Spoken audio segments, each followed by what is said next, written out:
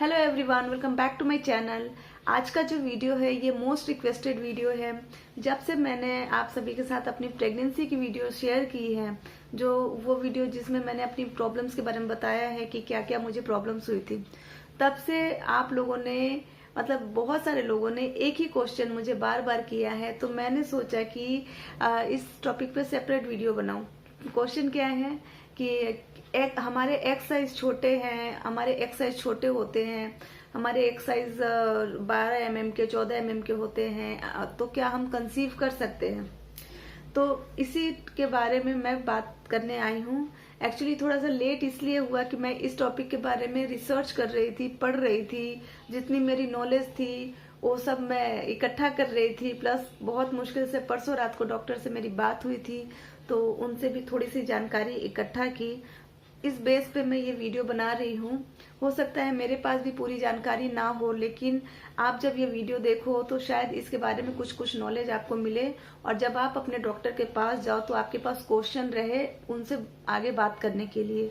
तो मेरा वीडियो बनाने का मेन मोटिव है कि आप लोगों के थोड़ी जानकारी बढ़े और आगे आप डॉक्टर को क्वेश्चन पुट करने के लिए आपके पास कुछ क्वेश्चन आए।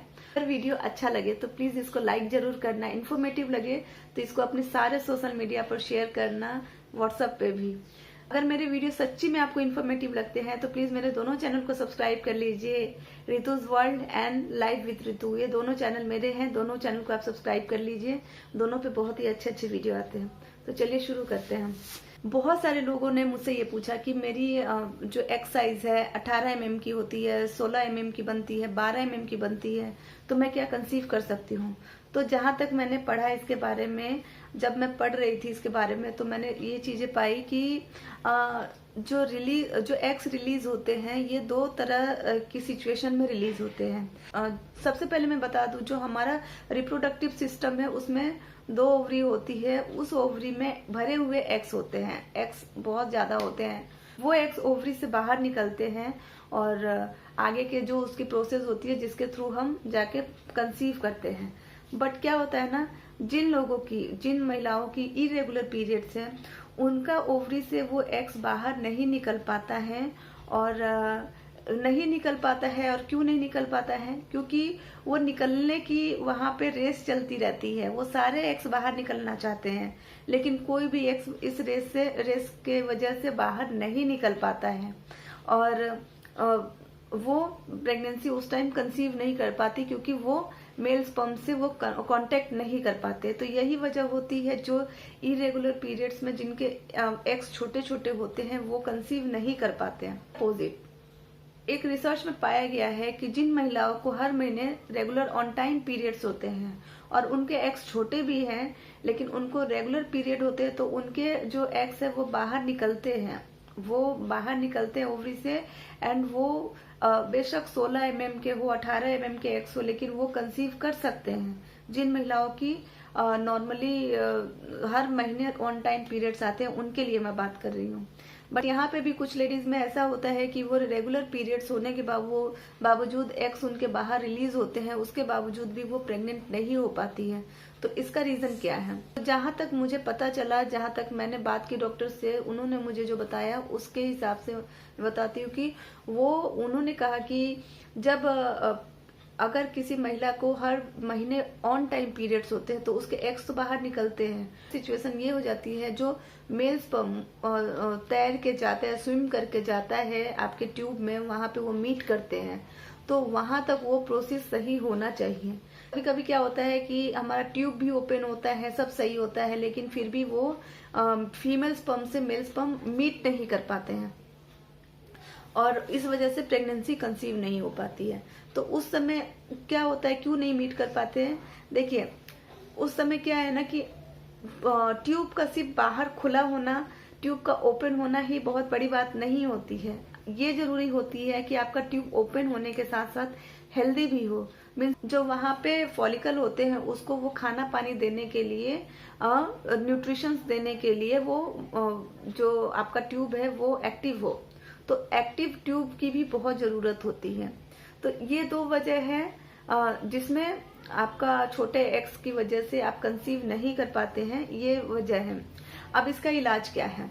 देखिए, इसका इलाज, अगर जिन महिलाओं का नॉर्मल हर महीने पीरियड्स आ रहे हैं उनको तो वही प्रॉब्लम है, हो सकता है उनका ट्यूब भी स्ट्रांग ना हो, उनकी ये प्रॉब्लम, उनको हो सकता है कि उनका ट्यूब स्ट्रांग ना हो, इस वजह से वो कंसीव नहीं कर पा रही हो, तो उसकी भी ट्रीटमेंट होती है। एंड सेकेंड, जिन महिलाओं को इरेगुलर पीरियड्स है और जिनके एग्स छोटे हैं, तो उनके लिए सिर्फ एक ही ऑप्शन बचता है, आईवीएफ का।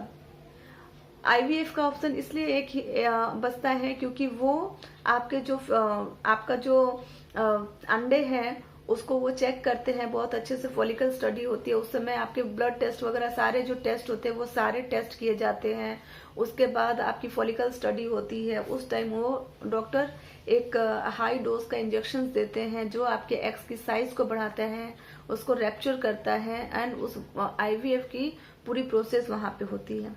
बहुत सारे महिलाओं को आईवीएफ के थ्रू कंसीव करने में बहुत हेल्प मिली है, लेकिन इसमें भी है कि हर महिला, जरूरी नहीं है कि फर्स्ट अटेम्प्ट में आईवीएफ उनको सक्सेसफुल हो जाए। तो अगर आपको आईवीएफ सक्सेसफुल करना है, तो अगर आपको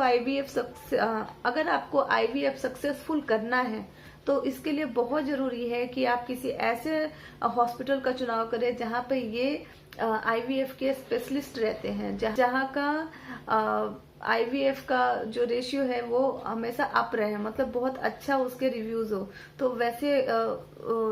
वैसे हॉस्पिटल को बहुत जरूरी है आपको चूज करना। साथ में आपको बोलना चाहूंगी कि आईवीएफ एक बहुत कॉस्टली प्रोसेस होता है जो सभी कोई बार बार अफोर्ड नहीं कर पाते हैं।